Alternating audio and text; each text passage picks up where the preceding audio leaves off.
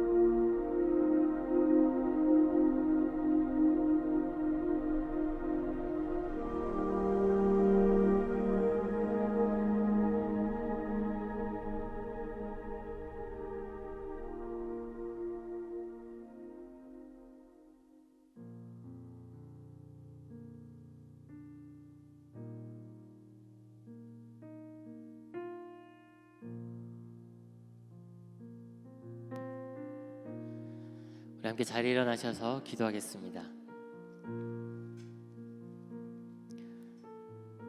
사람아, 주께서 선한 것이 무엇임을 내게 보이셨나니 여호와께서 내게 구하시는 것은 오직 정의를 행하며 인자를 사랑하며 겸손하게 내 하나님과 함께 행하는 것이 아니냐. 사랑의 하나님, 오늘도 우리를 예배의 자리로 이끄시고 주님과 함께 걸어갈 길로 초대하여 주시니 감사합니다. 우리는 하루를 살아가며 많은 길 앞에 서곤 합니다. 익숙한 길을 선택하고 내 생각과 판단을 앞세울 때도 있지만 참된 생명의 길은 언제나 주님과 함께 걷는 길임을 믿습니다. 주님, 우리의 걸음이 주님의 걸음을 따르게 하시고 우리의 마음에는 주님의 사랑이 깊이 새겨지게 하여 주옵소서.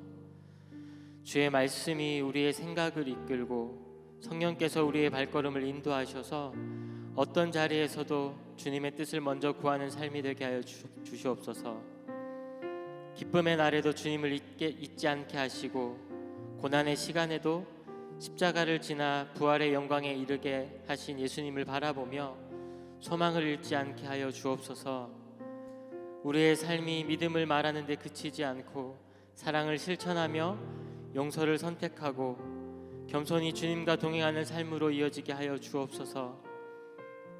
오늘 드리는 예배가 한 시간을 머무는 자리가 아니라 한 주간의 걸음을 새롭게 하는 은혜의 시간이 되게 하시고 말씀을 통해 우리를 빚어가셔서 날마다 주님을 닮아가는 기쁨을 누리게 하옵소서. 주님이 우리의 길이 되시고 소망이 되심을 고백합니다. 오늘 이 시간 함께 예배를 위해 합심하여 기도하겠습니다. 하나님, 은혜를 감사합니다. 오늘도 우리를 부르신 곳 가운데 말씀하실 주님을 기대합니다. 주님을 사모합니다.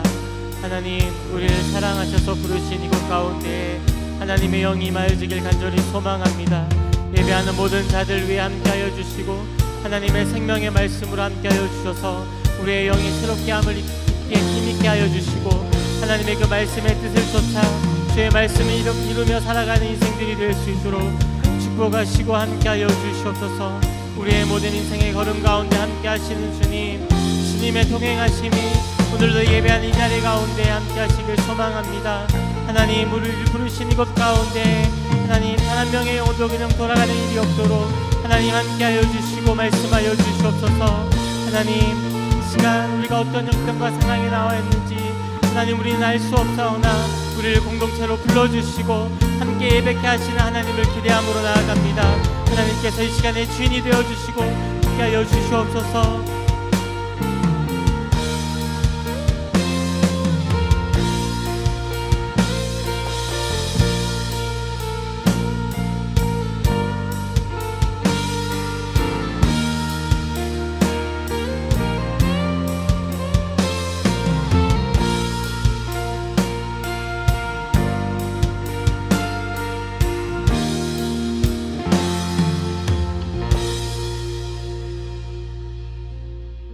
할렐루야. 우리를 부르신 하나님을 찬양하고 높여드립니다. 이 시간 하나님께 온전히 집중하여 찬양으로 마음을 고백하고 하나님의 은혜와 사랑을 선포할 수 있도록 도와주시옵소서. 입에서 외치는 모든 소리가 나의 영과 혼과 몸과 마음을 새롭게 하도록 하시고 능력이 되고 힘이 될 수 있도록 도와주시옵소서. 온전히 주님만을 신뢰하며 의지합니다. 예수님의 이름으로 기도합니다. 아멘. 할렐루야. 오늘도 이렇게 주님을 함께 예배하는 것이 큰 은혜인 줄 믿습니다. 아멘. 우릴 하나로 부르셨네. 주 안에서 형제된 우리 십자가의 보혈 자유케 했네. 구원 받았네. 주의 날은 멀지 않았네. 거룩한 나라 주의 백성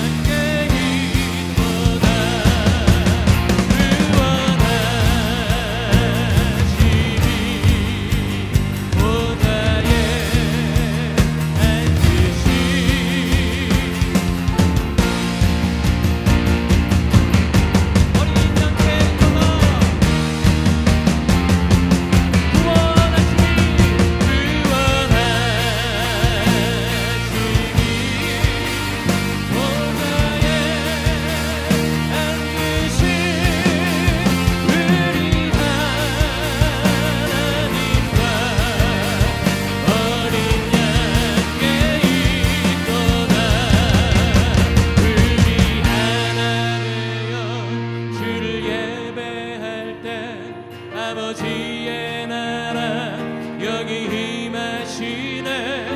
모든 나라 족속 백성 방언에서 주의 이름 높이네. 우리 목소리로 우리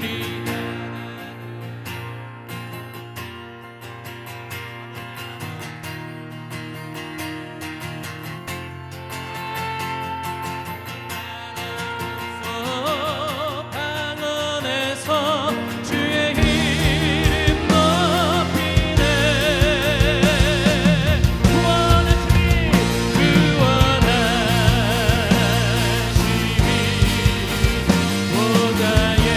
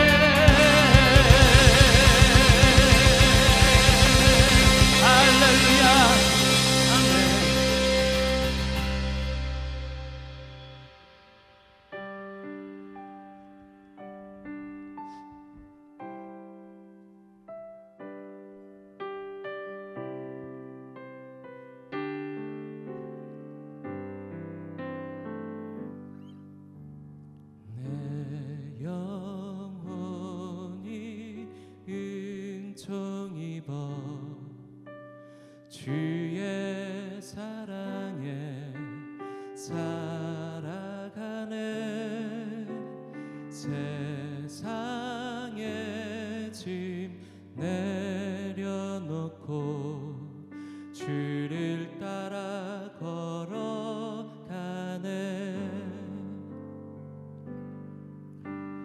내 죄는 하늘을 덮고도 부족하나 주 사랑은 세상을 덮고도 넘쳐나니. 비록 작은 점 같은 삶이지만 그가 나의 인생을 채우시네. 찬양해 나의 모든 것 다해 노래하리 주의 인자하심을. 찬양해 나의 모든 것 되신 주의 사랑 나를 살리신 주님.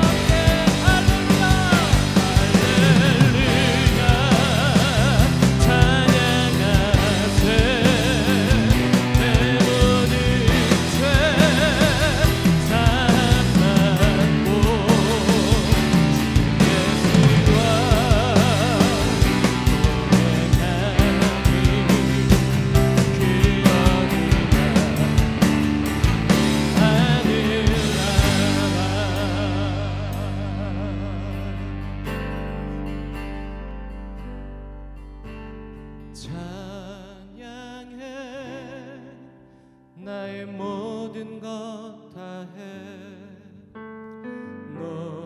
노래하리 주의 인자하심을 찬양해 나의 모든 것 되신 주의 사랑 나를 살리신 주님.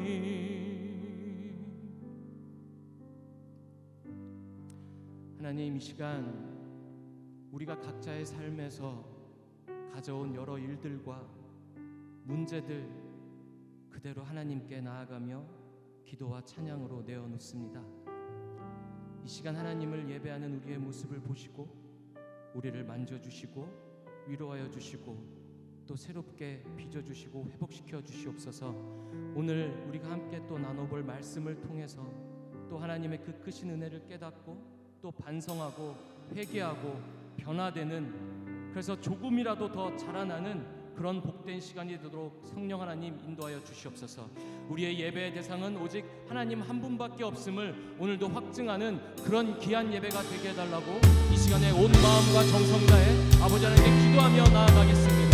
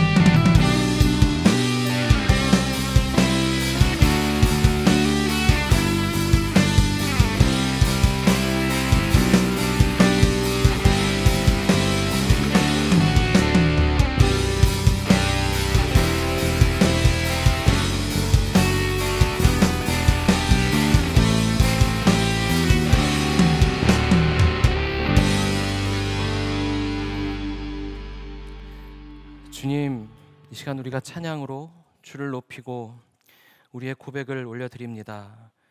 이 모든 마음과 고백을 받아주시고 이 시간 함께하여 주시옵소서.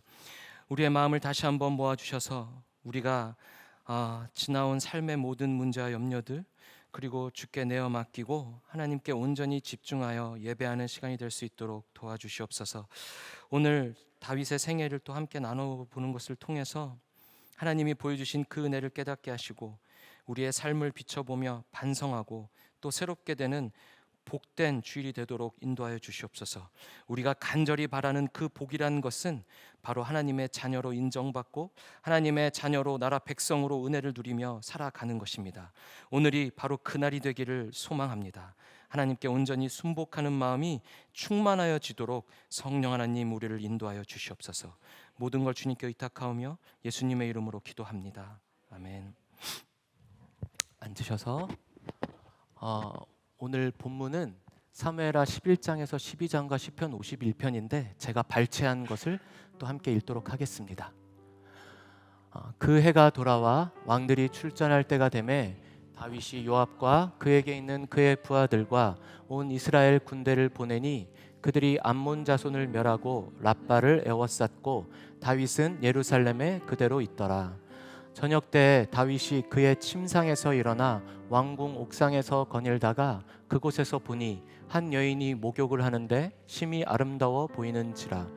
우리아의 아내는 그 남편 우리아가 죽었음을 듣고 그의 남편을 위하여 소리내어 우니라. 그 장례를 마침에 다윗이 사람을 보내 그를 왕궁으로 데려오니 그가 그의 아내가 되어 그에게 아들을 낳으니라. 다윗이 행한 그 일이 여호와 보시기에 악하였더라. 하나님이여 주의 인자를 따라 내게 은혜를 베푸시며 주의 많은 긍휼을 따라 내 죄악을 지우소서. 나의 죄악을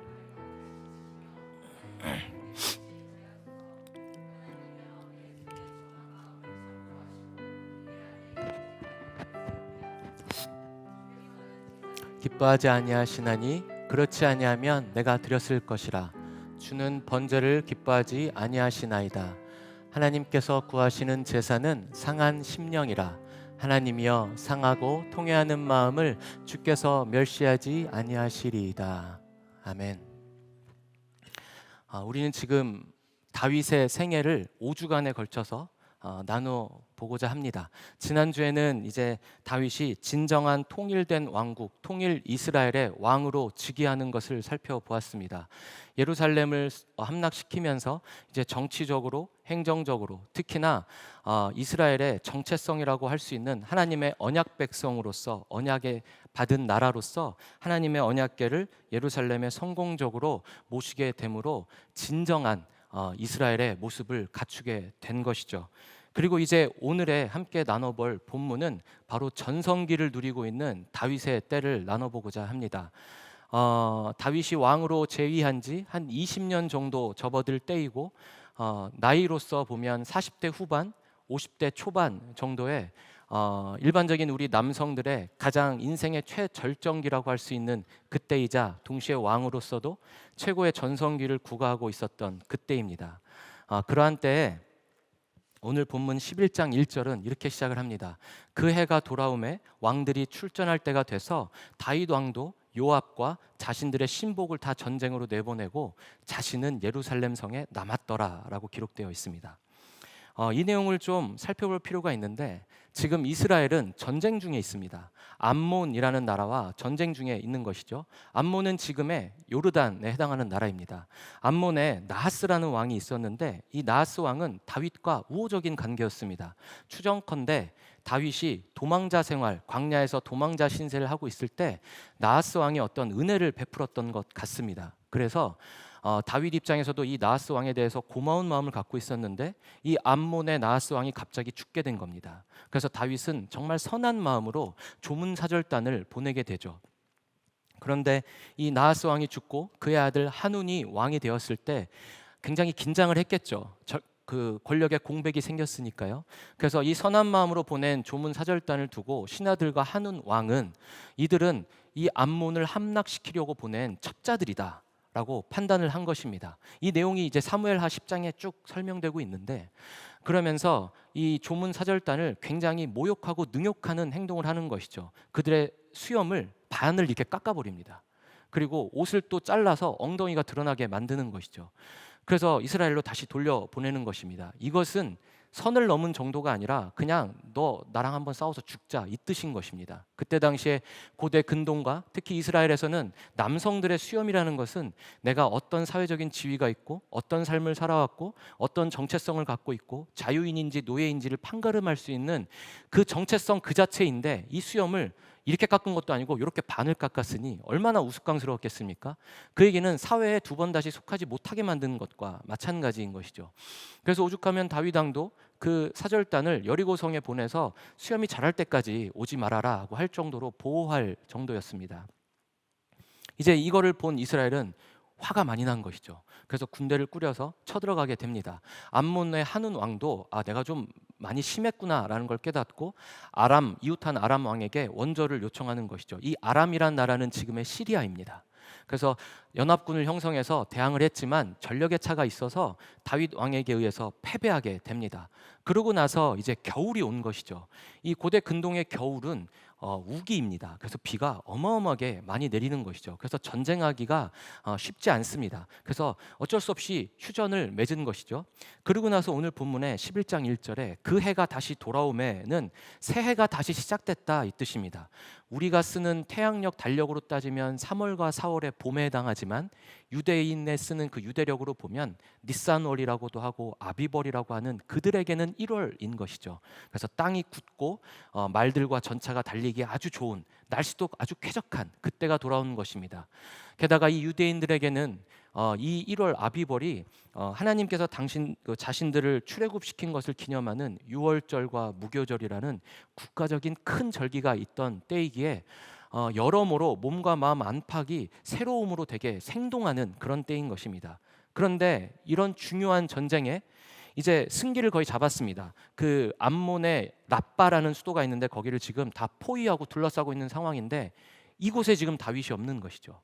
반드시 있어야 되는데 상식을 벗어난 일인 것입니다. 요 대목만 보더라도 지금 다윗이 뭔가 정상을 벗어났다라고 느껴지지 않습니까?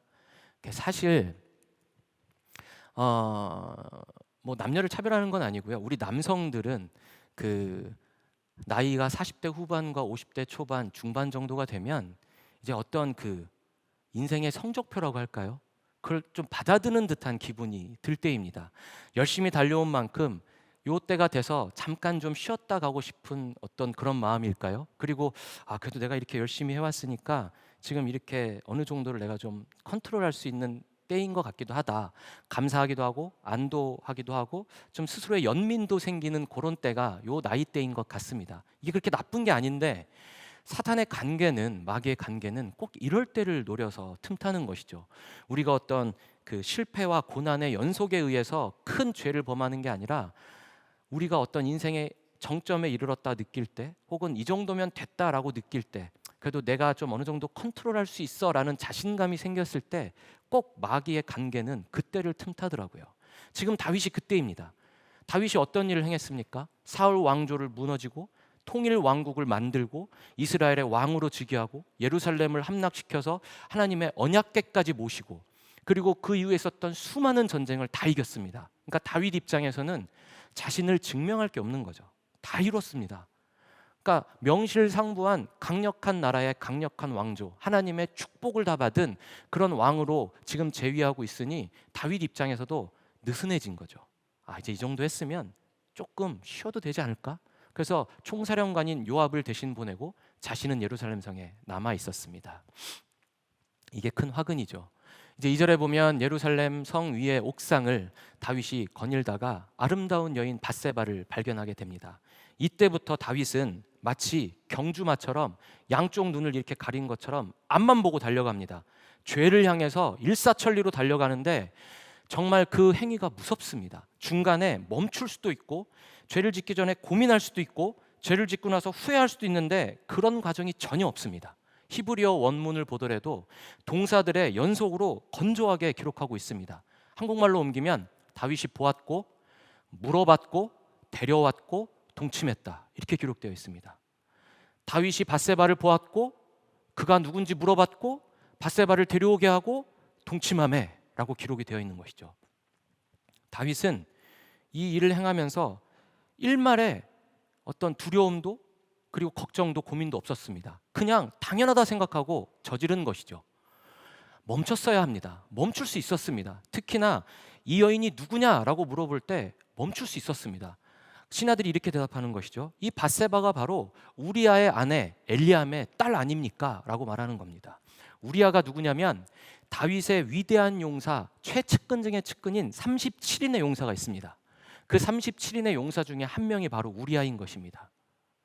그러면 우리아의 아내 밧세바니까 형제의 아내 아니겠습니까?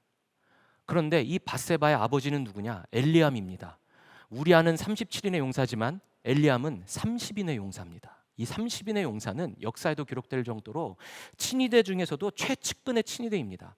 정말 다윗과 수많은 전장을 누비면서 서로 살려주었던 피를 나눈 형제보다 더 가까운 사이가 이 30인의 용사입니다. 그 용사의 딸이자 37인의 용사의 아내입니다. 그런데 더 놀라운 것은 이 엘리암의 아버지가 누구냐? 바로 다윗 왕조에서 가장 뛰어난 지략가이자 책략가이자 모사이자 어른으로 존경받았던 아히도벨이라는 인물입니다. 삼국지로 따지면 제갈량과 같은 인물입니다. 그렇게 인정받고 능력 있는 자였죠. 그래서 심지어 다윗도 이 아히도벨의 말을 빗대어서 하나님의 말씀과 같다라고 여길 정도로 그의 지략과 전략이 너무나 출중했죠. 그러니까 다윗의 모든 전쟁을 승리로 이끌었던 사람이 바로 이 아히도벨입니다. 그러면 정리해 보면 밧세바는 아히도벨의 손녀이자 30인의 용사 엘리암의 딸이자 37인의 용사 우리아의 아내입니다. 멈췄어야 합니다. 근데 그 얘기를 듣고 그래? 하고 그냥 가는 겁니다. 불러오게 하고 동침했습니다. 그리고 밧세바를 보내버립니다. 근데 밧세바가 임신했다는 소식을 알려오는 것이죠. 그때라도 멈췄어야 합니다. 근데 다윗은 이때 이걸 어떻게 덮지? 라고 생각을 한 것이죠. 그래서 전쟁에서 지금 나가 있는 우리아를 불러들입니다. 6절에 보면 우리아를 들어오게 하는 것이죠. 그래놓고 우리아에게 명분상 7절에는 지금 전시 상황이 어떠냐, 우리가 지금 유리하냐 이런 거를 물어보는 것처럼 하지만 사실은 자신이 임신시킨 그 아이를 우리아의 아이처럼 바꿔치기 하려는 겁니다. 이런 막장이 어디 있습니까? 지금 드라마로 나와도 이건 막장입니다. 그런데 우리아의 그 행동이 놀랍습니다. 9절에 보면 집에 들어가서 자는 게 아니라 성문에서 그 왕의 신하들과 함께 노숙을 합니다. 그래서 다윗이 보고를 받고 너 왜 그랬니? 라고 물어보니까 11절의 대답이 정말 훌륭합니다. 하나님의 언약궤가 지금 전장에 있고 내 이스라엘 동료들이 전장에 있습니다. 유다가 전장에 있습니다. 그리고 나의 주군인 요압과 이스라엘 군사와 왕의 신복들이 지금 들판에서 야영하고 있는 판국에 내가 왕이 주신 그 음식을 아내와 나눠 먹으면서 즐거워하고 즐길 수 있겠습니까? 내가 왕과 왕의 정신을 두고 맹세하는데 나는 절대로 그렇게 할 수 없습니다 라고 고백하는 것이죠. 사실 우리아는 이런 성정이면 그 성의 문에서 자는 것도 미안했을 겁니다. 난 그래도 이렇게 안전한 곳에 자네. 지금 내 동료들은 다 사지에서 자고 있는데. 지금 누가 언약 백성인지 모르겠습니다. 다윗은 하나님의 언약 백성 중에 언약 백성, 하나님의 마음에 유일하게 합한 자랑 왕입니다. 우리아는 언약 백성 밖에 있는 헷 사람입니다. 헷은 히타이트입니다. 제가 지지난주에 설교했었는데 혹시 기억나십니까? 히타이트? 바다 민족에 의해서 지금의 터키 지역의 대제국을 이루었던 철기 문명의 강국인 그 히타이트를 무너뜨리고 이 바다 민족이 애굽까지 쳤다가 실패해서 가나안 땅에 정착한 게 블레셋이라고 제가 말씀을 드렸죠. 그러니까 히타이트 족속의 후손이니 우리아는 이방인 중에 이방인입니다. 그런데 지금 우리아는 하나님을 향한 신의와 왕을 향한 충의로 이렇게 할 수 없습니다라고 하고 하나님의 언약 백성인 다윗은 우리아를 어떻게든지 몰아내려고 하는, 덮어 씌우려고 하는 지금 반대된 모습을 보여주고 있지 않습니까? 이것만 보더라도 우리 신앙인들은 자랑할 게 없습니다. 무엇을 자신할 수 있겠습니까? 지금 다윗도 이 지경인데요. 그러면 여기서 멈췄어야 합니다. 근데 다윗은 우리아에게 13절에 보면 술에 엄청 취하게 만듭니다. 술을 잔뜩 먹이는 것이죠. 그러면 얘가 술을 취했으니까 인사불성돼서 그냥 본능적으로 집에 가서 자겠지라고 하는 건데 그 상황에서도 우리아는 정신 똑바로 차리고 집에 들어가서 자지 않습니다. 또 성문 밖에서 노숙을 하는 것이죠. 이때 다윗이 참 악랄한 게 죽이려고 합니다. 우리아를. 그래서 14절과 15절에 보면 요압을 향해서 밀서를 씁니다. 근데 그 밀서의 내용은 이것이죠. 우리아를 가장 맹렬한 전투에서 맨 앞에 세우고 너희들은 한 걸음 뒤로 빠져라. 이 얘기가 뭐냐면 공성전 같은 걸 할 때 화살바지가 되게 하라는 거고 어떤 대면하는 전투를 할 때 칼바지가 먼저 되라고 하는 거죠. 그러니까 우리아를 죽이게 만들라는 것입니다.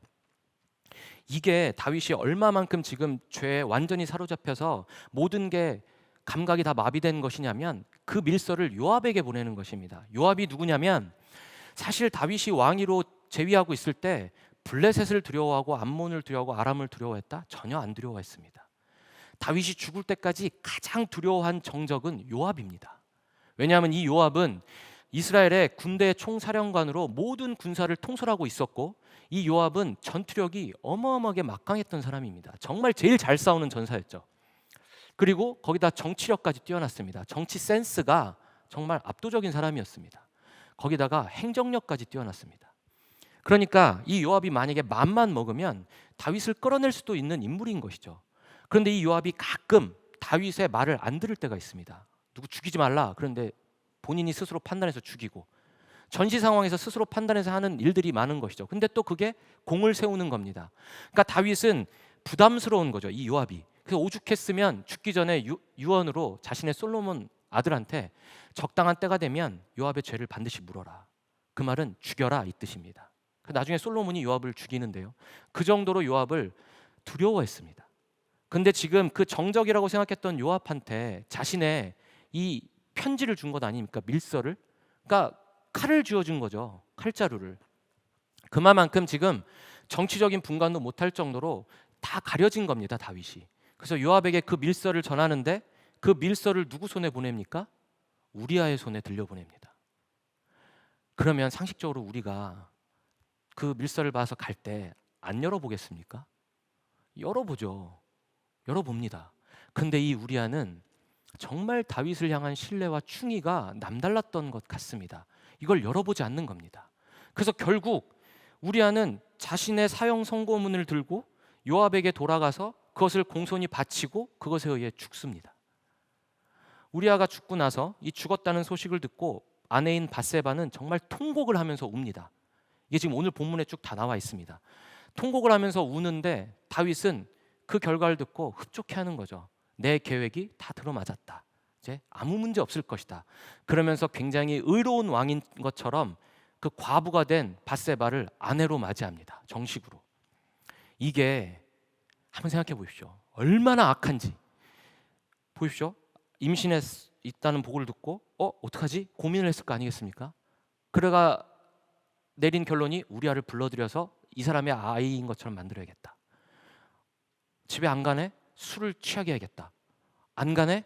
죽여야겠네. 왜냐하면 죽이지 않으면 우리아는 37인의 용사고 밧세바의 아버지는 엘리암 30인의 용사고 엘리암의 아버지는 아이도벨이라는 책략가이니 이 셋이 뭉치면 다윗 왕조는 무너집니다. 그러니까 그 쿠데타를 방지하기 위해서 해야 될 방법은 우리아를 죽여버리는 것입니다. 근데 우리아를 죽이면 어떤 일이 발생하냐? 그 홀로 남은 과부인 아내를 인자한 왕이 걷어들인 모양새가 되는 것이죠. 이스라엘은 고엘 제도라는 게 있기 때문에 형제들 간에도 형제가 죽게 되면 그 아내로 맞이하는 그런 제도가 있습니다. 과부를 먹고 살게 해주는 그런 방법인데 그것을 마치 왕이 신하를 위해서 하는 것처럼 베푸는 왕이 되어버리니 얼마나 모양새가 더 좋겠습니까? 그러니까 그런 걸 다 계산하고 우리아를 죽인 겁니다. 참 이런 악랄한 사람이 어디 있습니까? 그래서 이제 태평하게 그냥 지냅니다. 자신이 무슨 죄를 저지른지도 자각하지 못하고 그냥 세월이 흘러갑니다. 그러다가 이제 사무엘하 12장인데 나단이 다윗에게 그것을 지적하려고 앞에 서는 것이죠. 그런데 나단도 평상시와는 다른 죄 가운데 있는 다윗을 보니까 이걸 직설적으로 얘기하지 못하겠다라고 여기는 겁니다. 이거 자체도 지금 다윗이 얼마나 죄 가운데 있는지를 보여주는 증거입니다. 다윗이 어떤 사람입니까? 굉장히 열려있는 사람입니다. 우리 아둘람 공동체 살펴보지 않았습니까? 엔게디 광야에서 동굴에 숨어 있을 때 사울이 급해서 뒤를 보러 들어왔을 때 그 수하들이 다윗에게 뭐라고 합니까? 하나님께서 당신에게 약속하신 그 언약의 때가 이때입니다. 원수를 당신의 손에 붙이겠다고 하신 그 약속의 때가 이때이니 사울을 죽이십시오 라고 직언하던 때였습니다. 이처럼 다윗은 아둘람 공동체에서 함께 생사고락을 같이 했던 밑바닥을 함께 보냈던 그 동료들 자신의 측근들과는 허심탄회하게 무슨 얘기든지 할 수 있던 사람이었습니다. 왕을 죽이라고 하는 그 얘기조차도 오고 갈 수 있을 정도로. 그런데 지금 나단이 물론 아둘람 공동체 출신은 아니지만 그 열려있는 다윗에게 직설적으로 말을 못하는 겁니다. 자신을 죽일까 봐. 그래서 예를 드는데 그 예가 바로 목자와 양의 관계를 예로 듭니다. 왜냐하면 다윗은 목자의 삶을 오래 살았고 양에 대한 각별한 정이 있었거든요. 그래서 한 부자가 있는데 양과 염소를 많이 가진 부자가 있고 또 가난한 자가 있는데 암양 새끼 한 마리를 정말 애지중지 딸처럼 이뻐하는 그런 가난한 자가 있었습니다. 근데 부자가 손님이 오자 자신의 양을 죽이기가 아까우니까 이 가난한 자 양을 뺏어서 음식으로 만들어서 대접한 일이 있었습니다 라고 다윗에게 얘기를 하니까 다윗이 막 천인공노할 막 이런 식으로 노발대발하면서 내가 하나님의 이름을 두고 맹세하는데 이 자를 반드시 죽이리라 하면서 막 화를 내는 것이죠. 그러니까 나단이 그때 히브리어로 딱 두 마디 합니다. 알타하이시 이렇게 말하는 것이죠. 그게 너다 이 뜻입니다. 알타하이시 그게 당신입니다 라고 말하는 겁니다. 다윗이 그 말을 듣는 순간 완전히 얼어붙습니다. 아무도 모를 줄 알았는데 내 계획이 완벽한 줄 알았는데 나단이 이걸 어떻게 알고 있지부터 해서 그 순간 이제 죄로 가려져 있던 눈과 오감이 다 열리는 것이죠. 아, 내가 이런 죄를 저질렀구나 하면서 완전히 꼬꾸라지는 것입니다. 그러면서 나단은 12장 10절에 보면 이렇게 예언을 합니다. 네 집에 칼이 영원토록 있을 것이다. 네 집에 그 심판의 칼이 영원토록 있을 것이다 라고 예언을 하는 것이죠. 이 예언은 현실로 다 이루어집니다. 다윗에게 첫째 아들 암논이 있는데요. 이 사람은 왕위 계승 서열 1위인 것이죠. 첫째 아들이니까요. 근데 둘째 부인의 아들입니다. 첫째 부인 미갈은 아이를 낳지 못했고 둘째 부인 아히노암의 아들 암논인데 이 암논이 다윗의 넷째 부인의 딸인 다말을 흠모했습니다. 그래서 다말을 범하게 되죠. 근데 이 사실을 다윗이 알고도 한마디 말도 못하는 겁니다. 왜냐하면 자신이 저지른 죄와 똑같으니까요. 그러니까 다윗은 지금 왕으로서도 아버지로서도 치리할 수 있는 명분이 없는 것입니다. 죄가 이렇게 무서운 것이죠. 아무 명분이 없는 겁니다. 그래서 그냥 보고만 있는 겁니다. 근데 이 다말의 친오빠가 바로 압살롬입니다. 아들 순위로는 셋째 아들이죠. 그러니까 다윗의 넷째 부인이 마아가인데 그술 왕 달메의 딸입니다. 이 그술은 아람 땅입니다. 그러니까 지금의 시리아. 아람의 작은 소왕국의 왕이 그술 왕이었고 그술 왕인 달메의 이 딸이 마아가인 것이죠. 이 마아가의 자녀가 압살롬과 다말이었던 것입니다. 그러니까 이 오빠인 압살롬은 첫째 암논이 배다른 형이 자신의 친동생을 그렇게 욕을 보였으니 죽인 겁니다. 죽이고 도망갑니다. 자신의 외할아버지 집으로 그술 왕 달메의 성으로 도망가는 것이죠. 그래서 3년을 거기서 머물면서 숨어 있습니다. 아, 이게 얼마나 비극적인 일입니까? 근데 다윗은 그것을 한마디도 할 수 없는 겁니다. 그리고 압살롬이 다시 돌아오게 되는데요. 압살롬은 그때부터 쿠데타를 준비합니다. 근데 압살롬이 왕이 될 자질이 충분했던 사람입니다. 용모가 일단 너무나 빼어나고 수려했고 그 다음에 지혜와 행정력이 있었던 정치적인 센스도 있었던 사람이죠. 게다가 가장 큰 인물이 바로 압살롬을 돕습니다. 그자가 바로 아히도벨입니다. 다윗 왕조의 책략가. 누구의 할아버지라고 했죠? 밧세바의 할아버지. 그러니까 복수하는 거죠. 감히 저 다윗이 내 손녀딸을 욕보이고 내 손주 사위를 사지로 몰아 죽게 해? 그때부터 이 아히도벨은 다윗을 향한 복수가 들끓기 시작한 것입니다. 그래서 압살롬을 도와서 다윗은 압살롬이 쿠데타를 일으키니까 예루살렘 성을 버리고 도망가는데 끝까지 쫓아가서 죽여야 한다. 쿠데타의 하우투를 1, 2, 3, 4 다 알려줬습니다. 알려줬는데 하나님이 다윗을 버리지 않으시는 것이죠. 다윗의 친구이자 또 책략가 중에 한 명인 후사라는 사람이 이 아히도벨의 계략을 부숴버립니다. 그래서 다윗이 살게 만드는 것이죠. 결국은 이 아히도벨은 이 쿠데타가 성공하지 못할 것이다 라는 판단을 내리고 자신의 고향으로 돌아가서 스스로 목숨을 끊습니다. 이게 얼마나 비극적인 일입니까? 다윗의 그 죄 때문에 가정이 풍비박산나고 다윗의 가족도 풍비박산나고 다윗 왕조도 풍비박산나고 그 백성들의 신뢰도 다 무너졌습니다. 그리고 다윗은 자기 손으로 아들을 죽여야 합니다. 나중에 압살롬이 죽죠. 이 말도 안 되는 죄를 저지른 것입니다. 다윗이 저지른 죄, 간음, 은폐, 살인교사, 살인, 그리고 전쟁 중에 무고한 생명들을 수없이 학살했습니다. 그래서 다윗이 하나님을 위한 성전을 짓겠다고 했을 때 하나님은 여러 이유를 대시지만 그 중에 하나가 네 손에는 피가 너무 많이 묻어 있어서 안 된다 라고 할 정도이죠. 다윗은요, 성경 전체를 통해서 등장하는 인물 중에서 가장 사람을 많이 죽였고 가장 악랄한 인물입니다. 가장 악한 죄를 저질렀습니다. 그런데 하나님은 이 다윗을 용서하시고 왕으로 세우시고 하다못해 그 다윗의 핏줄에 의해서 예수 그리스도 메시아를 보내시기까지 합니다. 마음에 합한 자라고 유일하게 말씀하시죠. 어떻게 이러실 수가 있을까라는 생각을 해보는데 시편 51편에서 저는 그 힌트를 좀 찾아보았습니다. 시편 51편의 그 제목, 표제는 이렇게 적혀 있습니다. 다윗이 밧세바와 동침한 그 후에 나단이 찾아온 그때에 적은 시. 그러니까 나단에 의해서 죄를 깨닫고 난 다음에 회개하면서 쓴 시가 시편 51편입니다. 근데 시편 51편의 1절을 보면 하나님의 인자로 나에게 은혜를 부어 주시옵소서, 은혜를 베풀어 주시옵소서라는 대목이 나옵니다. 이게 뭐냐면 나는 하나님과 맺은 언약을 내 스스로 깨버렸으니 나는 도저히 하나님 앞에 설 수가 없는 자입니다.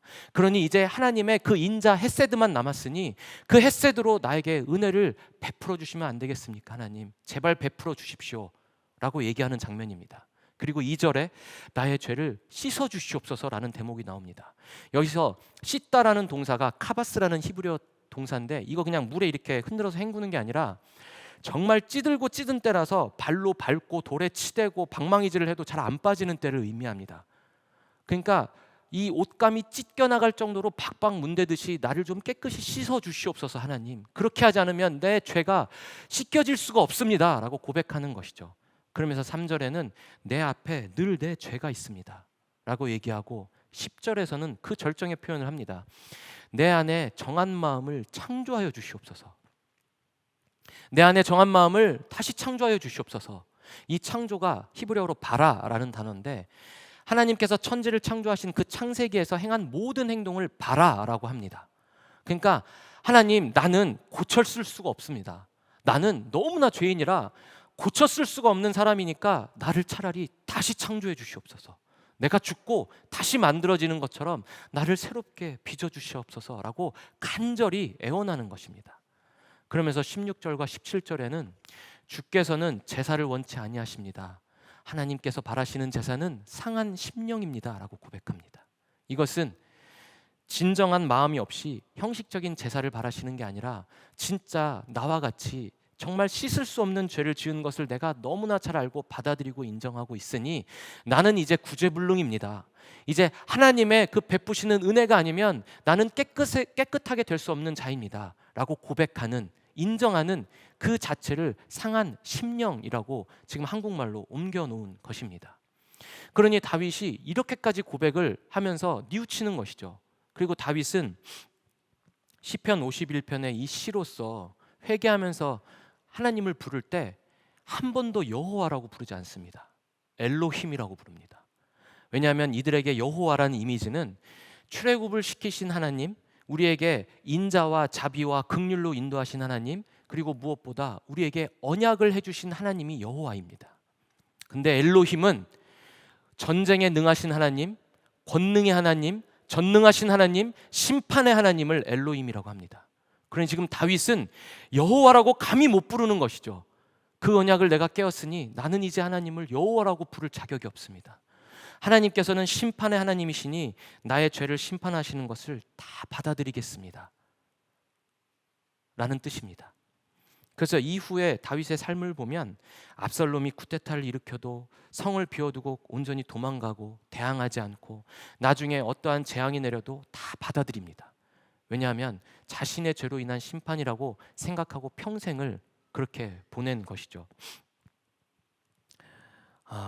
성도님 여러분, 저는 오늘 이 본문을 보면서 세 가지 정도의 메시지로 정리를 해보았습니다. 그 첫 번째는 우리의 신앙의 진정한 모습은 무엇인가, 정체성이라고 할 수 있는 것이 무엇인가. 지금 다윗과 우리아가 너무나 비교되지 않습니까? 다윗은 언약 백성들 중에 왕으로서 하나님 마음에 합한 자라고 언약의 중심에 있는 자입니다. 그리고 우리아는 해쪽 속으로서 언약 밖에 있는 이방인입니다. 그런데 행동하는 모습을 보면 우리아는 위기의 때에 오히려 하나님을 향한 신의와 왕을 향한 충의를 지켰고 다윗은 위기의 때에 오히려 죄를 향해 달려갔습니다. 그러니 우리가 무엇을 자랑할 수 있고 무엇을 자신 있어 할 수 있겠습니까? 우리가 어떤 교회의 직분을 갖고 있는지, 목사인지 권사인지 장로인지 집사인지, 얼마나 오랜 시간 신앙생활을 했는지 별로 중요하지 않습니다. 평안할 때 누가 못 믿겠습니까? 근데 진정 죄 가운데 있을 때, 위기에 있을 때 하나님 앞에 얼마나 회개하고 얼마나 다 인정하는지, 어떤 모습으로 하나님께 아뢰며 나가는지가 중요한 것이겠죠. 그래서 먼저 섰다고, 먼저 믿었다고 자신하지 마시기 바랍니다. 그래서 바울도 고린도 교회를 향해서, 그 위대한 고린도 교회를 향해서 고린도전서 10장 12절에 보면 이렇게 말하고 있지 않습니까? 그런즉 선줄로 생각하는 자마다 넘어질까 조심하라. 그런즉 선줄로 생각이 들 때에 너 넘어질까 조심해라. 교만하고 자만하지 마라. 자신 있어 하지 마라. 영원하신 분은 하나님 한 분밖에 없다 라고 자신의 삶을 돌아보면서 인정하는 것 아니겠습니까? 그리고 두 번째는 우리가 어떤 인생에서 평탄한 시간을 때를 보내고 있을 때, 이 정도면 내가 그래도 어느 정도 잘 살아온 것 같아. 중간 관리자나 혹은 대표 관리자가 되건 무엇이든 간에요. 내가 이 정도 20년, 30년 열심히 노력해왔으면 이 정도는 내가 누려도 되는 거 아니야? 라는 생각이 들 때 정말 조심하시기 바랍니다. 잘못된 것은 아니지만 그때 마귀의 관계가 틈타니 차라리 이렇게 기도하시는 거 어떨까요? 하나님, 내가 이제 내 삶을 돌이켜보니 정말 그래도 나름 열심히 산 것 같습니다. 그래서 내가 스스로에게 연민이 들고 위로해주고 싶은 마음이 드는데 하나님, 이 위로와 연민의 마음조차도 하나님께 맡겨드립니다. 그러니 하나님이 나를 위로하여 주시고 나를 칭찬해 주시고 내가 더 행복한 마음이 들 수 있도록 마음을 채워주시옵소서. 이렇게 기도하는 게 좀 안전할 것 같습니다. 회사에서나 어디에서나 위기가 올 때 모르겠습니다. 저도 이런 거 너무 공감이 돼서 그런 경험이 있는데, 전 이제 막 아내랑 같이 있는 게 좋으니까 여행 갔을 때 꼭 위기가 발생하더라고요. 어디 짧게 갔다 오면 이제 막 문제 터져 있고 뭔 일이 생기고. 근데 그때는 몰랐습니다. 왜 내가 이걸 왜 못 누려 했지만 지나고 나니까 이런 것들에 센스가 없었구나라는 생각이 드는 것이죠. 다윗이 그렇지 않았습니까? 그러니까 우리가 어떤 내 삶에 대한 회한이든 연민이든 위로든 어떠한 것이 다 느껴질 때 스스로 당위를 부여하지 마시고 하나님께 맡겨드렸으면 좋겠습니다. 그게 가장 지혜 있는 것 같습니다. 그리고 마지막 세 번째는 회개를 할 때 진정한 회개를 해야 된다는 것입니다. 회개를 두고 나는 하나님께 눈물 뿌려 기도했으니 이제 이 죄는 용서받았어, 나 자유인이 되었어 라고, 해방되었어 라고 스스로 판단하지 마시기 바랍니다. 진짜 미안하면 남이 아무리 용서를 해도 나에게는 그 흔적이 남아 있습니다. 저 사람을 볼 때마다 미안하고 저 사람을 생각할 때마다 미안함이 남아있는 게 정상입니다.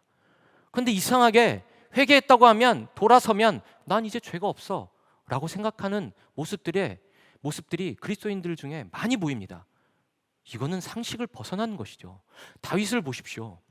하나님 앞에 계속해서 눈물 뿌려 기도하면서 회개하는데 하나님이 그 죄를 용서하신다고 말씀하셨지만, 나단 선지자를 통해서 용서한다고 말씀하셨지만 다윗은 죽을 때까지 자신의 모든 삶을 하나님께 맡겨드렸습니다. 하나님이 주시는 그 어려운 때는 그래, 내 죄로 인한 심판이지, 내가 이것을 당하는 게 마땅해 라고 그런 겸허하고 겸손한 자세로 살아갔습니다.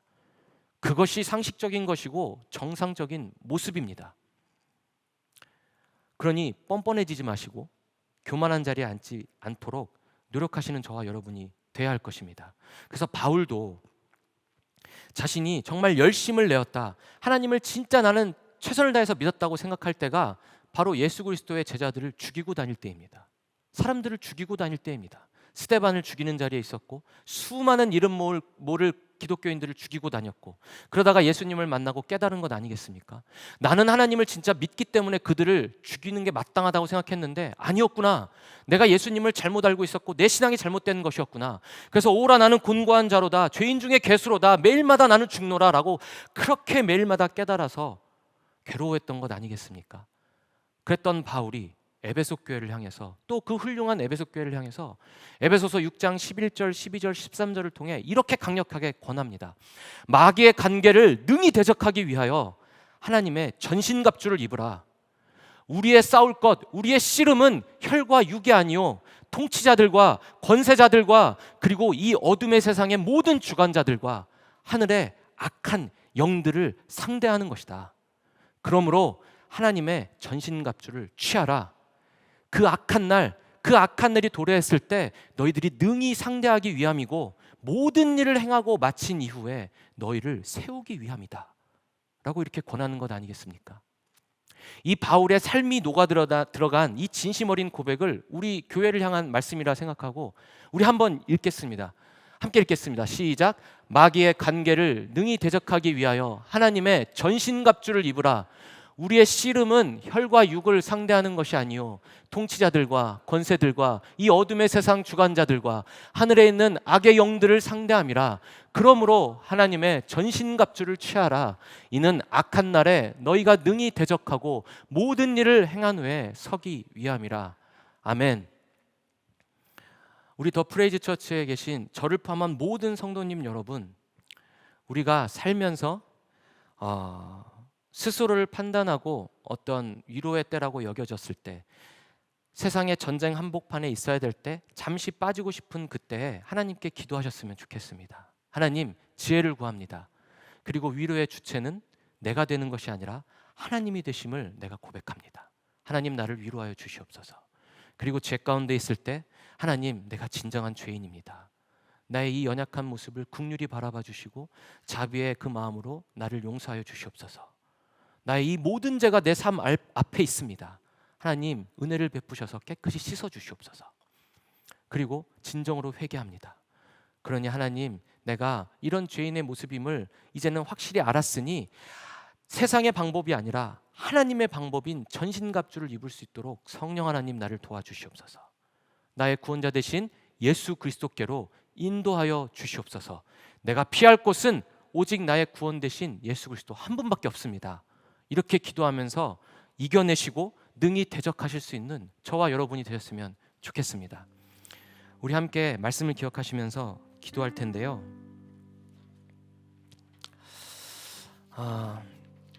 우리가 늘 깨어 있을 수 있도록 하나님 도와주시옵소서. 내 신앙과 내 성과에 어떤 자만하고 자신 있어 하고 또 그것을 당연하다 생각하는 그 마음 때문에 내가 느슨해지지 않도록 도와주시옵소서. 특히나 늘 영적 전쟁을 벌이고 있다는 것을 잊지 않게 하여 주시옵소서. 내가 너무나 연약하다는 것을 인지하고 하나님 앞에 깨어 기도하는 마음을 부어 주시옵소서. 그래서 우리가 죄 가운데 있을 때 다윗처럼 즉시 하나님 앞에 엎드려 회개하게 하시고 내 안에 정한 마음을 창조하여 달라고 고백하고 간절히 바라는 그런 정직함과 겸허함과 겸손함과 간절함이 내 안에 있게 하여 주시옵소서. 하나님, 나를 불쌍히 여겨 주시옵소서. 나를 긍휼히 여겨 주시옵소서. 다 함께 통성으로 기도하시겠습니다. 살아계셔서 역사하신 하나님 아버지, 오늘도 다윗의 모습을 통해서 아버지 하나님의 말씀을 깨닫게 하시니 감사합니다. 하나님, 다윗이 어떤 때에 있었습니까? 하나님 아버지, 왕으로서도 한 남성으로서도 최고의 전성기를 부과하고 있을 때를 보내고 있을 때 그는 느슨하여져서 마땅히 있어야 할 전쟁에 더 있지 않았습니다. 오히려 하나님, 왕궁에 있으면서 다른 곳에 정욕으로 죄를 짓게 되었습니다. 아버지 하나님, 우리가 마땅히 스스로를 연민하고 위로할 수도 있겠지만 그 모든 마음조차도 주관자이신 하나님께 내어 맡길 수 있도록 도와주시옵소서. 내가 나 스스로를 판단하고 위로하는 것이 아니라 그 모든 위로와 주체도 아버지 하나님이 되어야 하심을 고백할 수 있도록 도와주시고 아버지 하나님께 위로와 그리고 그 평안의 마음을 구할 수 있게 하여 주시옵소서. 세상의 방법으로 나를 위로하려 하지 말게 하시고 나를 판단치 않게 하여 주셔서 모든 내 삶의 주인 되시고 주관자 되신 하나님의 손에 내어 맡길 수 있도록 도와주시옵소서. 그리고 하나님, 내 신앙이 오래 믿어왔기 때문에 내가 목사이기 때문에 교만해지지 않게 하여 주시고 자만하지 않게 하시고 자신 있어 하지 않게 하여 주시옵소서. 다윗도 저렇게 무너지는 판국에 어느 누가 자유할 수 있겠나이까? 오직 영원하시고 신실하신 분은 아버지 하나님 한 분뿐임을 내가 인정하오니 하나님 아버지, 언제나 늘 교만하고 넘어질까 두려워하며 죄인된 심정을 잊지 않게 하여 주시어서 늘 하나님 앞에, 세상 앞에 겸손하게 살아가게 하여 주시옵소서.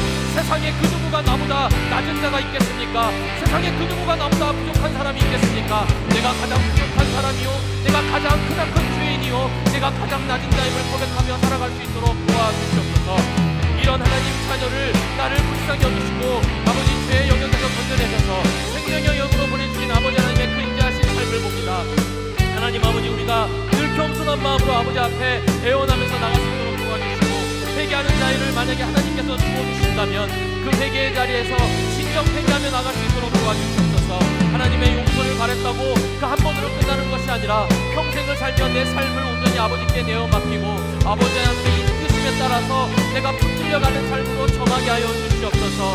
아버지 하나님, 마귀의 단계를 능히 대적할 수 있도록 하나님의 천신갑주를 입을 수 있게 하여 주시옵소서. 우리가 싸우는 것, 씨름하는 것은 혈과 육이 아니라 이 세상의 통치자들과 권세자들과 어둠의 주관자들과 하늘의 악한 영들을 상대하는 것이니 우리가 아버지 하나님의 그 천신갑주가 간절히 필요합니다.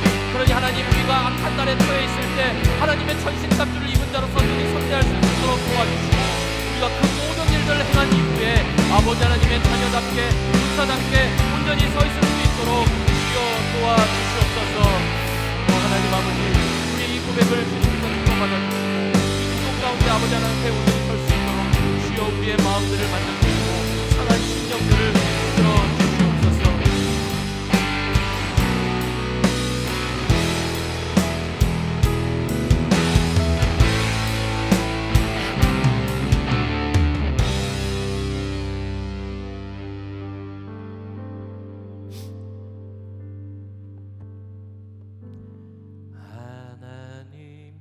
하나님이시여 나의 모든 죄를 도말하소서. 주의 자비를 쫓아 내 죄악을 깨끗이 씻기소서. 중심의 진실함을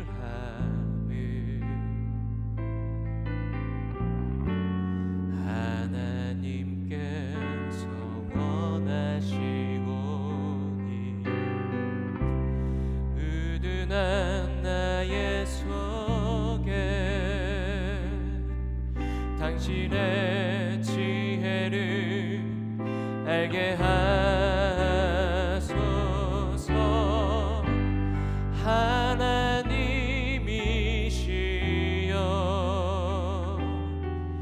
내 안에 정한 마음을 창조하시고 내 안에 정직한 영을 주사 새롭게 하옵소서.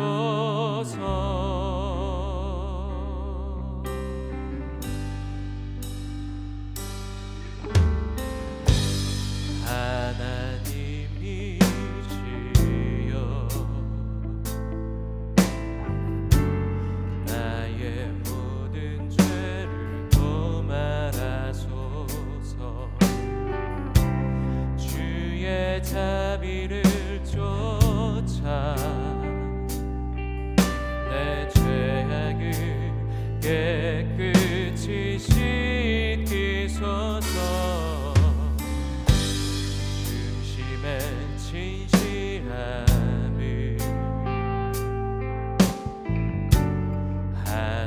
하나님께서 원하시오니 의둔한 나의 속에 당신의 지혜를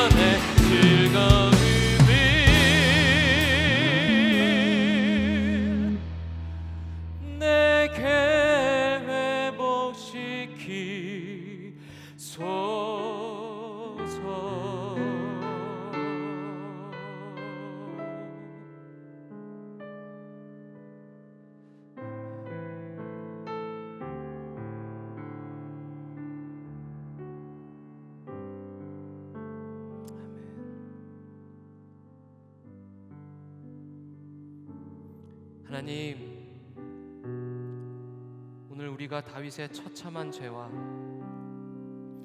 그럼에도 불구하고 끝까지 붙드시는 주님의 은혜를 보게 하시니 그 은혜 너무나 감사를 드립니다. 삶이 안정되고 내 컨트롤 안에 있다 느낄 때 가장 쉽게 넘어질 수 있는 위기의 때이자 연약한 때임을 알게 하시니 감사하며 또 인정하며 고백합니다. 마땅히 내가 서 있어야 할 그 자리에, 마땅히 무언가를 해야 할 그때에 그곳을 벗어나려 하고 자기 연민과 합리화하려는 그 유혹이 다가올 때, 성령 하나님, 우리를 불쌍히 여기셔서 깨우쳐 주시고 각성시켜 주셔서 아버지 하나님께 한 번 더 묻고 기도할 수 있도록 도와주시옵소서. 우리아처럼 신의를 지키며 또 충의를 지킬 수 있는 그 마음이 있게 하여 주시고, 다윗처럼 죄를 향해 달려가는 그런 우리의 연약함을 보시고 긍휼히 여기시며 용서하여 주시옵소서. 지금 이 자리 어쩌면 무너진 마음과 영적인 곤고함으로 힘든 지체가 있다면 그 자리가 끝이 아니라 하나님의 은혜가 부어지는, 다시 시작할 수 있는 그런 자리임을 깨닫게 하시고 정한 마음을 창조해 주시는 하나님의 은혜가 있기를 간절히 바라게 하시고 하나님을 의지하고 믿고 다시금 소망할 수 있도록 도와주시옵소서. 우리의 상한 심령을 받아주시고 회복시켜 주시옵소서. 하나님, 이 시간 우리의 모든 죄 다시 한번 고백합니다.